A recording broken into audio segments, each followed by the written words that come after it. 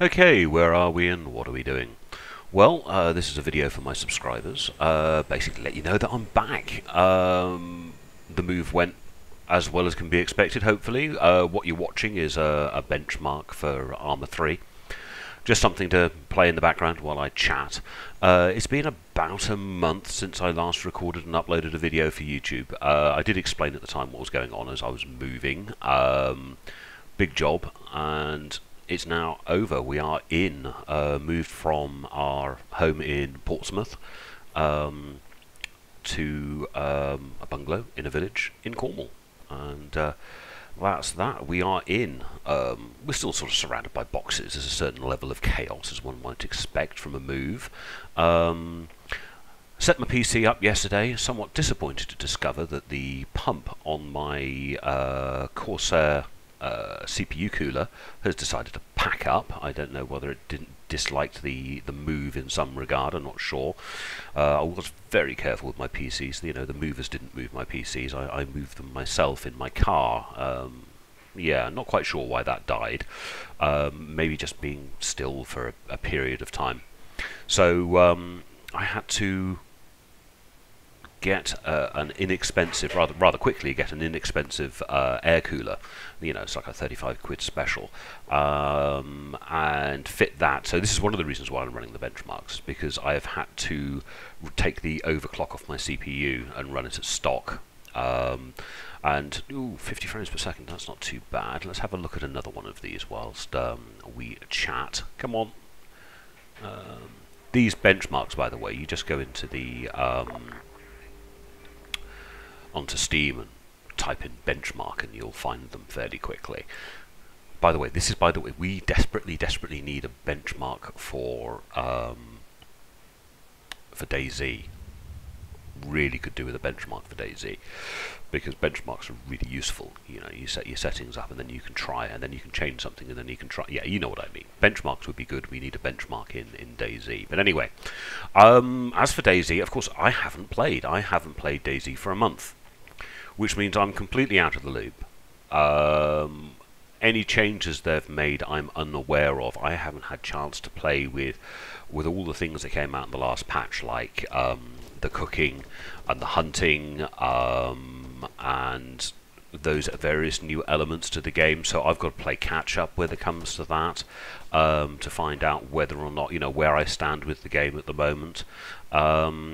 I mean, I haven't been offline. I've had my laptop, and you know, I've been tweeting and such like, if anyone's been interested in following me on Twitter. But when it comes to DayZ and gaming videos, as my main gaming rig has been disconnected, yeah, I couldn't. If I had been trying to make videos all the way through the whole business of doing the move, I wouldn't have been able to concentrate on the move and handle that properly.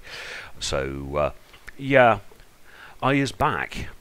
I've now got to spend time talking to Corsair and getting my my CPU cooler returned, because it's not even a year old. So you know, it's hopefully they'll RMA that and sort me out with my new cooler again, so I can go back to running my overclock.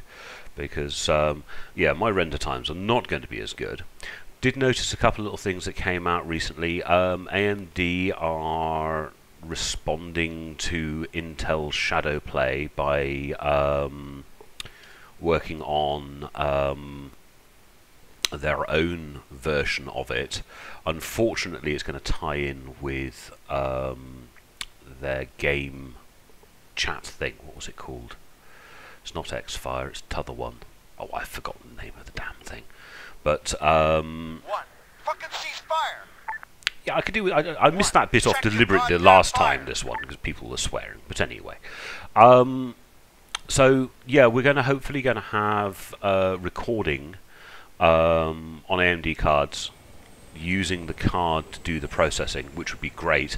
Personally, I would have preferred it if AMD had just opened the APIs up, so people like DxStory and Fraps and all of the other makers of software could have continued with their business of producing and selling software for recording, but have had the hooks for getting the GPU to do the work, if that makes sense.